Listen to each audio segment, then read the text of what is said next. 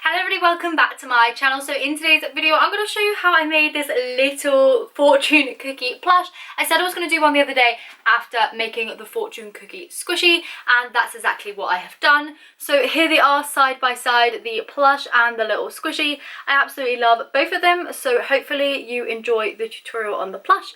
I will leave the tutorial on the DIY squishy down in the description down below, so you could check that out also after you finish this one. So the first thing I did was I took some of this beige coloured fabric, folded it on itself, and then drew around a circle. I cut the two pieces out, and then with the circle I then kind of drew out a cookie like shape. So I drew a line down the centre and then did two rounded lines, kind of like a rounded Pac-Man like shape onto that circle. I then went ahead and took some needle and thread and just started stitching all the way around that line. What you can do if you don't like sewing is glue it or use like hot glue, fabric glue, that sort of stuff, but I think sewing would be easier for this tutorial as it is so small and glue can get a little bit messier on small projects. But what you want to do is just basically go in and out and in and out with a really basic stitch going all the way around the edge, leaving about 1 to 2 centimeters at the end. Once you get to the end, you just want to tie off your thread, making a knot, so make a little loop and then pulling it through to pull tight.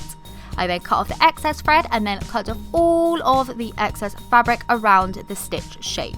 This will help it when turning inside out and not leave lumpy bumpy messes or creases or anything in your fabric, which is just perfect as we want a smooth little plush. You want to make sure that you make the snip inside like that little angle that you did also, as this will help to make a really crisp kind of angle when turning it the right size way round. Obviously then you want to turn it the right size way round, and then you want to stuff your shape. You want to use little bits of stuffing at a time, using your finger to push it in there, getting right into the little points. Using a pencil or scissors to kind of push it into those areas may also be of help. What I then went ahead and did was poked the two bits of fabric that I had left into the hole and then just stitched up the hole.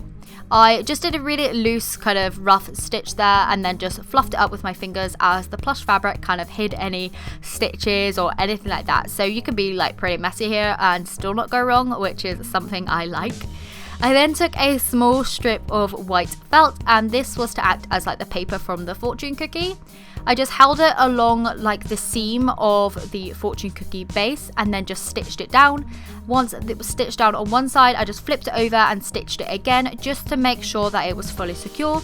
Again, you can glue this in place. I actually super glued the paper on my fortune cookie squishy, so that might be an option to you if, like I said, you're not very good at sewing or anything like that and you prefer something a little bit easier. I then cut my felt down to size, as mine was a little bit too big. Next, I wanted to add some toy safety eyes, but I didn't want to post them through because I knew this plush wasn't very thick. So I just decided to use the usual method where I cut off the back and then hot glued them down onto the little plush. Once they were in place, I then used some black fabric paint to paint on the outline of a little mouth. And I did this really slowly, really carefully to make sure it didn't smudge anywhere or, you know, get all the little fibers of the plush fabric everywhere. Otherwise it could look really messy. I then used a light pink either side of the eyes to act as a blush, and using the same light pink I also did a little heart on the fortune cookie paper.